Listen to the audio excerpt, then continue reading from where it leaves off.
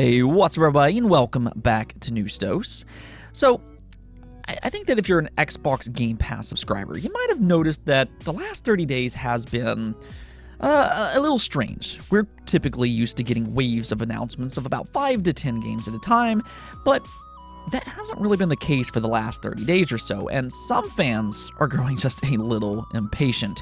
We are a little spoiled by this point, I would say, but today they did technically announce the first wave of games for January, really the first wave of 2023, and seemingly they are teasing more. This could actually end up being a very interesting month as we look onward to that Xbox Direct, but we're going to get into that today and figure out exactly what's going on with Xbox Game Pass. Also, Sony's newfound commitment to video game to show adaptations appears to very much be paying off with what looks to be one of the best video game adaptations ever made. Yeah, I'm excited for this, and I'll explain why here in just a bit. Actually, speaking of adaptations, we do have plenty of other things to talk about today, and we're going to go and start that off with Hogwarts Legacy. This game will be out next month on February 10th, and in a lot of ways, this is the Harry Potter game the fans have dreamed about since the books and movies debuted decades ago. Man, that makes me feel old saying. But yes, the first Harry Potter book released when I was 6 years old. It released back in 1997, and since then, Harry Potter has gone on to be one of the most successful and well-known franchises ever made. But, and here's the thing, that's in terms of books and movies. Gaming, that's been a little bit different.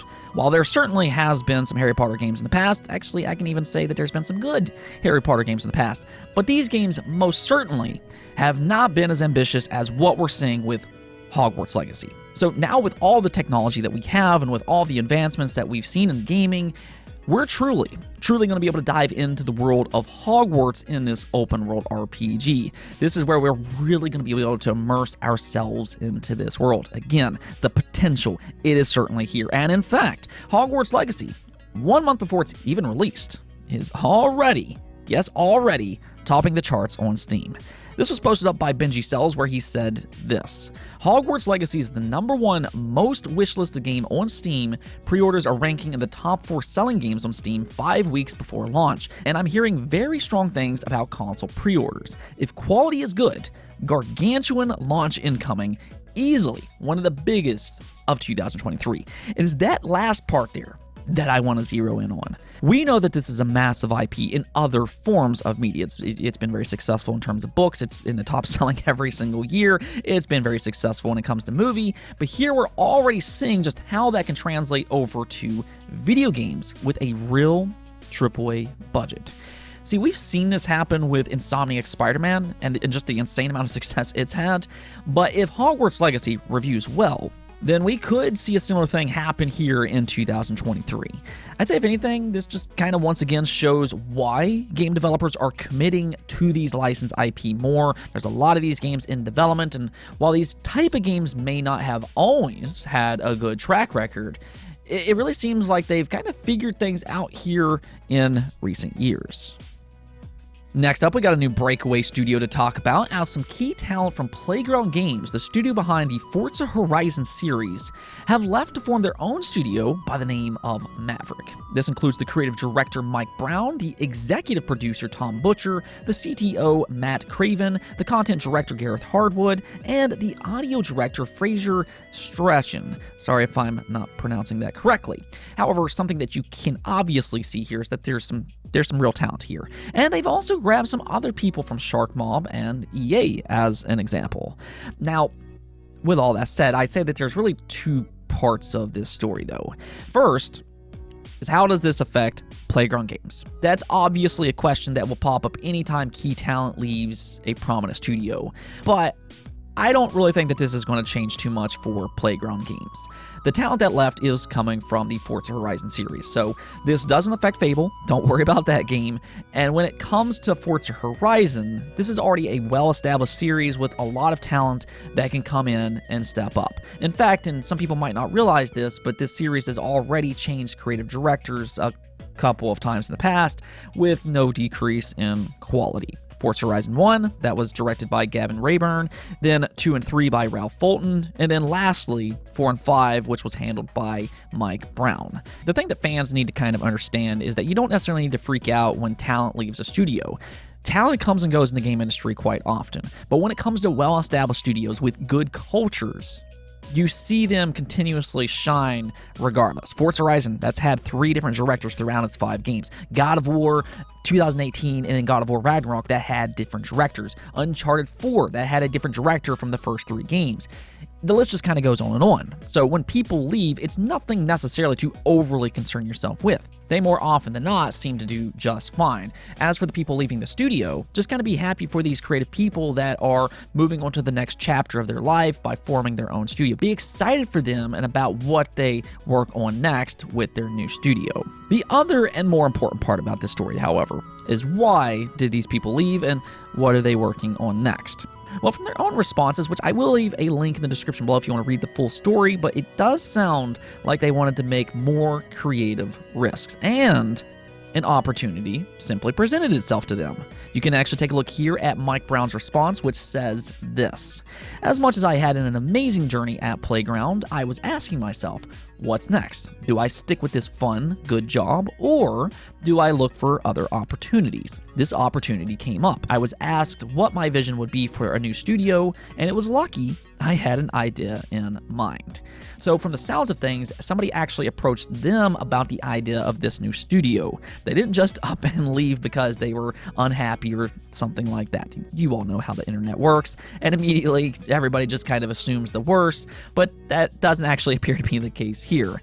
However, they did also talk about some of their upcoming plans. They are looking to make a AAA open world game for consoles and PC, and they have aspirations of growing up to 140 employees. So this is looking to be a rather large studio.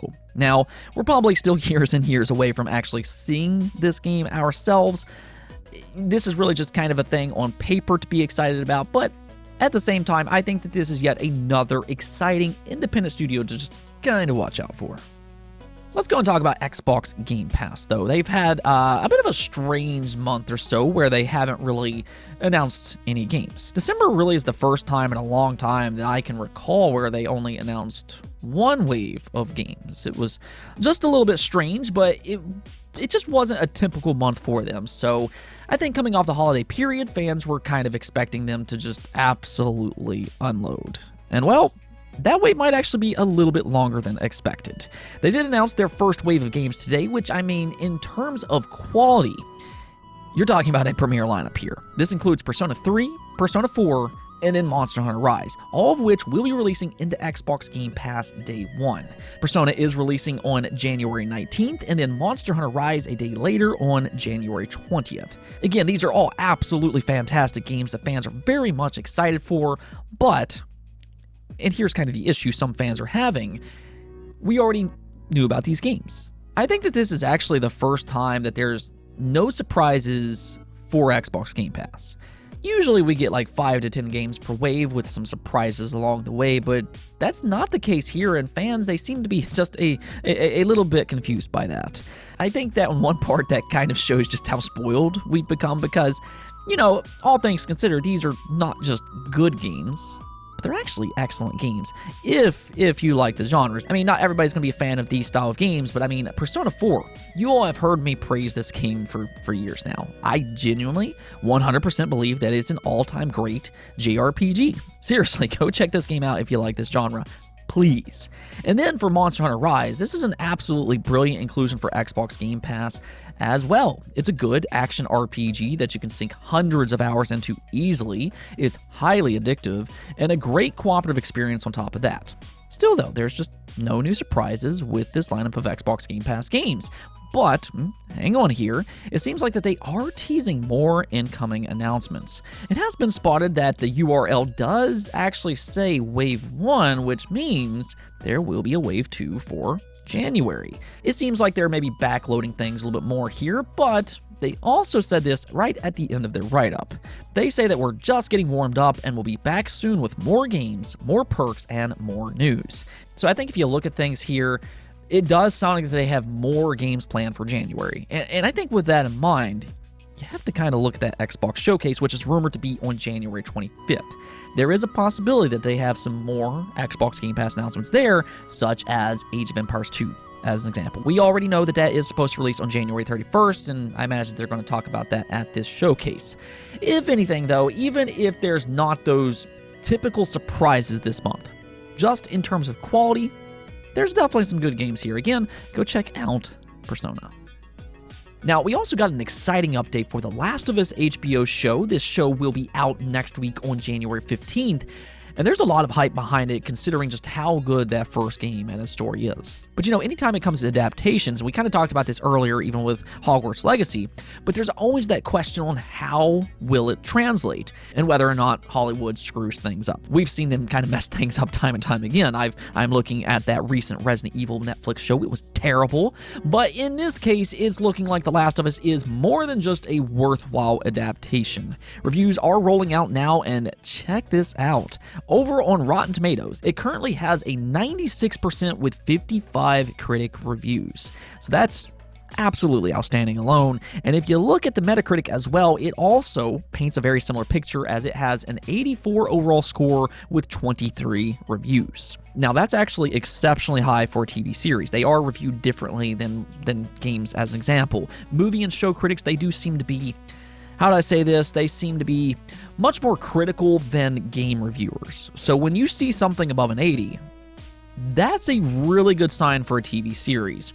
Granted, this is if you trust critics at all. I mean, not everybody does, but suffice to say, critics do seem to like The Last of Us HBO show quite a lot. Several reviewers are even describing it as one of, if not the very best game adaptations ever made. Now, the thing for me, and I've talked about this before, but this is actually incredibly exciting for someone like myself. Not because I necessarily need to witness its story in a completely different way. I'm perfectly happy with the game itself, but rather I'm just excited that people who aren't typically into video games are now going to experience its story, its universe, and its characters. I mean, all these things were great when it came to the first Last of Us game, and I feel like more people should have the opportunity to experience that. As an example, my wife. She isn't really into games all that much, so she's never really experienced The Last of Us. So now I can sit down and watch the show with her and kind of share that experience together. That's personally what I'm really excited about.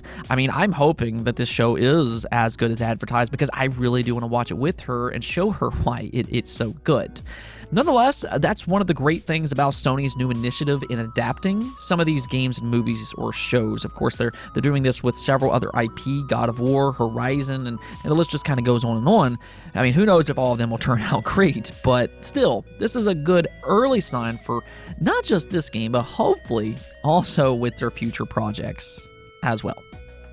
Let's go take a look at the poll of the day, though, where I asked you all, what position do you set your Xbox Series X in if you have one? And as you can see here, the majority of you all did vote for vertical, with 65% of you all going with that, and then 23% of you all voted for horizontal. So yeah, it's kind of what I said about the PlayStation 5 yesterday. It does seem like with both of these consoles, they are very much designed in a way where they do look good in that vertical position.